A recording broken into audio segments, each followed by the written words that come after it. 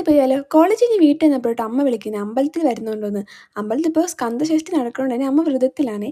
അപ്പോൾ ഓൾറെഡി അമ്മ അമ്പലത്തിലുണ്ട്. പിന്നെ ഞാനും വരാമെന്ന് പറഞ്ഞു. അത് നമുക്ക് കുറച്ച് സ്കിൻ കെയർ ഒക്കെ ആവാം.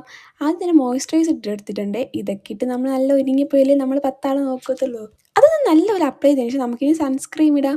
അതും കൂടി ഇട്ടാൽ സെറ്റ് ആവാത്തുള്ളൂ. നമ്മുടെ സ്കിൻ കെയർ ഒക്കെ കംപ്ലീറ്റ് ആവുള്ളൂ. പിന്നെ സൺസ്ക്രീം കൂടി ഇട്ട് കൊടുത്തിട്ടുണ്ട്.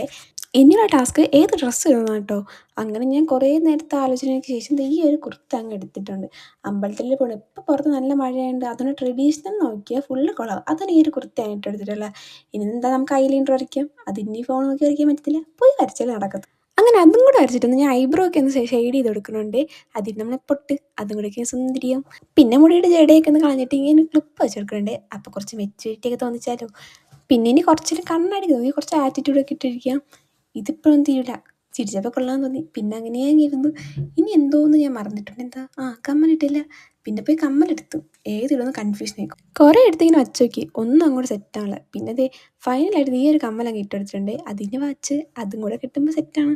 ഇതെങ്ങനെയുണ്ട്? ഞാൻ തന്നെ ഇട്ടതാണ് കേട്ടോ. അപ്പോൾ ഇതാണ് എൻ്റെ ഫൈനൽ. എന്നിട്ട് ഞാൻ അമ്പലത്തിൽ വീഡിയോ എടുക്കാൻ പറ്റിയില്ലായിരുന്നു. കാരണം നല്ല മഴയായിരുന്നു. എന്നിട്ട് അമ്മയും കടയിലേക്ക് ഇത് എവനെയൊന്ന് കയറി കണ്ടിട്ട് നേരെ വീട്ടിൽ നിന്നിട്ടുണ്ടായിരുന്നു.